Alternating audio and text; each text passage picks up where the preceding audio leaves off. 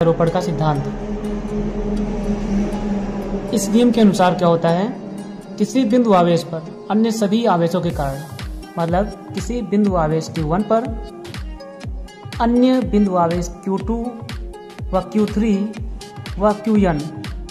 के कारण जो लगने वाला परिणामी बल होता है, उस बिंदु पर प्रत्येक आवेश के प्रत्येक Q2, Q3, Qn इन सभी आवेशों के द्वारा जो लगाया गया बलों का परिणामी होता है उनके सदिश योग के बराबर होता है।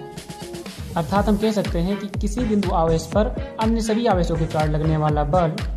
परिणामी बल उस बिंदु आवेश पर प्रत्येक आवेश द्वारा लगाए गए सभी बलों का सदिश योग होता है। सभी बलों का जो सदिश क्या होता है, सभी बलों का सदिश योग होता है। क्या कह सकते हैं कि किसी बिंदु आवेश Q1 पर अन्य सभी बिंदु आवेश जैसे Q2 हो जाए, Q3 हो जाए या Qn हो जाए, इन सभी के द्वारा Q1 पर Q2 के द्वारा, Q3 के द्वारा व Qn के द्वारा जो लगने वाला परिणामी बल होता है, इस बिंदु आवेश Q1 पर प्रत्येक आवेशों के द्वारा लगाए गए सभी बलों का सदिश योग होता है। अतः हम कह सकते हैं कि F1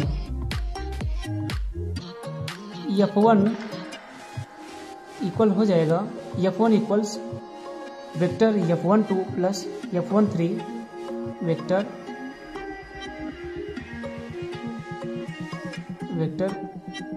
F13 व F1n होगा। F1 equal to vector F12 vector F13 dot dot dot F1n, मतलब F1 पर आवेश Q1 पर आवेश Q2 द्वारा लगाया गया बल, आवेश Q1 पर आवेश Q3 द्वारा लगाया गया बल व डॉट डॉट आवेश F1 पर Qn पर Qn के द्वारा लगाया गया बल। ये हो जाएगा F1 यानी कि Q1 पर F12 मतलब Q1 पर Q2 के द्वारा लगाया गया बल, इसके द्वारा लगाया बल। ये हो जाएगा F13 Q1 पर Q3 के द्वारा लगाया गया बल, और ये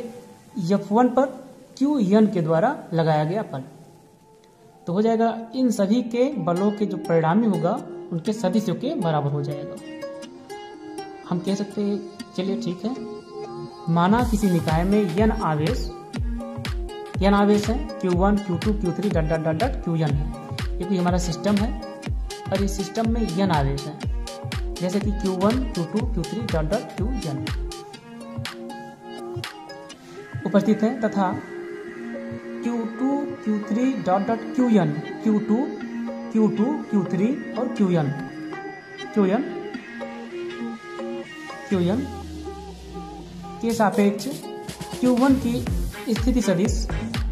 Q1 की जो स्थिति सदिश है r कैप हो जाएगा सदिश r12, r13, r1n है। तो Q1 पर अन्य सभी आवेशों द्वारा लगने वाला वैद्युत बल जो होगा हो जाएगा F12 vector F12 equal to 1/4 pi epsilon nought Q1 Q2 बटे r12 स्क्वायर, 12 के लिए हो जाएगा 12 स्क्वायर इंटू r कैप 12। फिर F13 के लिए F13 equal to 1/4 pi epsilon nought Q1 Q3 हो जाएगा, यहाँ पर 13 तो यहाँ पर Q1 पर Q3 के द्वारा बटे r13 स्क्वायर या r13 कैप हो जाएगा। ये दिशा बता रहा है सदिश। क्या हो जाएगा F13 पे Q1 Q3, क्या बता रहा है F12 पे ये 1 पे 2 के द्वारा, यानी कि 1 पे 2 के द्वारा 1 पे 3 के द्वारा लगाया गया जो बल हमारा ये 1 पर ये 3 के द्वारा Q3 के द्वारा Q1 पर Q3 के द्वारा लगाया गया बल है ये।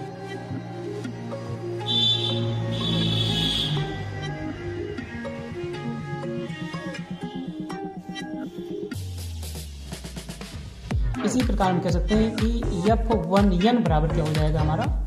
1/4 pi epsilon nought Q1 Q3, ये देखिए ये 1n है ना, तो 1n equal to 1/4 pi epsilon nought Q1 Qn हो जाएगा, Q1 into Qn upon r1n square r1n cap. इसी प्रकार अध्यारोपण के सिद्धांत से हम कह सकते हैं कि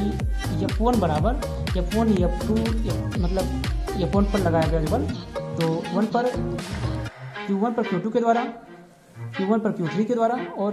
Q1 पर Qn के द्वारा लगाया गया जो बल हमारा है वो हो जाएगा, क्या हो जाएगा, तो F1 का मतलब अभी हम निकाले थे, सभी समीकरणों से हम ले लेंगे कि 1/4πε0 Q1 Q2 बटे R स्क्वायर, 1/4πε0 Q1 Q2 क्या हो जाएगा, Q1 पर Q2 के द्वारा, Q1 पर Q3 के द्वारा, ये Q1 Q2 लगेगा Q3 के द्वारा और 1/4πε0 Q1 Qn के द्वारा और 1n हो जाएगा यहाँ पे, और इंटू वेक्टर R1n, यहाँ पर R13 R12 हो जाएगा।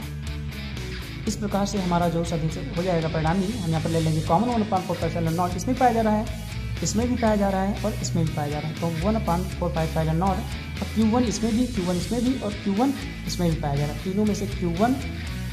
और 1/4πε0 कॉमन हो जा रहा है, तो यहाँ लिख दे रहे हैं Q1/4πε0 इन ब्रैकेट Q2/R12 का स्क्वायर, ये R12 प्लस Q3/R13 का स्क्वायर, R13 प्लस Qn/R1n के स्क्वायर और R11 1n हो जाएगा कैप। ये था हमारा बलों के आधारों पर का सिद्धांत, जैसे कहते हैं बहुत आवेश या बहुल आवेश, ठीक है ना।